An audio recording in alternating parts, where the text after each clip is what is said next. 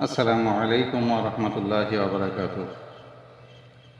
عن أبي بكر رضي الله عنه أن رسول الله صلى الله عليه وسلم قال لا يدخل الجنة جسد غجي بالحرام رواه البيهقي.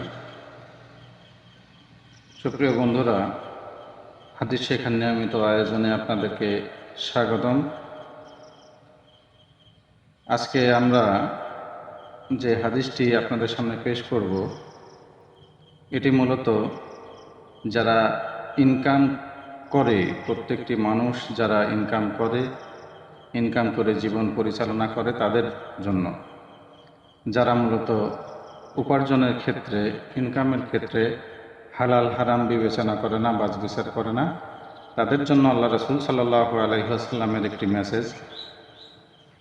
হাদিসটি বর্ণিত হয়েছে বাইহাকিতে এবং মিশকাতে এসেছে 2787 নম্বরে। আল্লাহ রাসূল সাল্লাল্লাহু আলাইহি ওয়াসাল্লাম বলছেন, লা ইয়াদখুলুল জান্নাতা জাসাদুন, ওই দেহ জান্নাতে প্রবেশ করবে না, গুজ্জিয়া বিল হারাম, যা হারাম দ্বারা পরিপুষ্ট। অর্থাৎ যেই দেহ হারাম দিয়ে লালিত পালিত হয়েছে, পরিপুষ্ট হয়েছে, আল্লাহ রাসূল বলছেন যে ওই দেহ জান্নাতে যাবে না।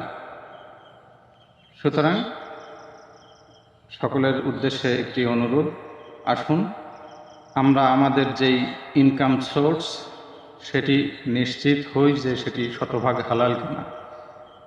যদি হালাল উপার্জন না হয় তাহলে জান্নাতে যাওয়া অসম্ভব।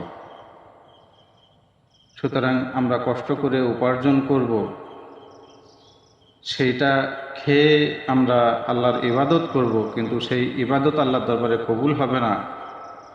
আর ইবাদত কবুল না হলে তো জান্নাতে যাওয়ার প্রশ্নই আসে না। সুতরাং আসুন আমরা আমাদের উপার্জনগুলোকে হালাল পন্থায় শতভাগ হালাল উপার্জনের চেষ্টা করি। হালাল উপার্জন করে, হালাল রুজি ভক্ষণ করে আমরা মৃত্যুবরণ করার চেষ্টা করি, তাহলে আশা করা যায় আমরা জান্নাতে যেতে পারবো ইনশাআল্লাহ। মহান আল্লাহ তাআলা আমাদের সবাইকে শতভাগ হালাল উপার্জন করে আমাদের জীবনযাপন করার তৌফিক দান করুন। আমিন। আসসালামু আলাইকুম ওয়া রাহমাতুল্লাহি ওয়া বারাকাতুহু।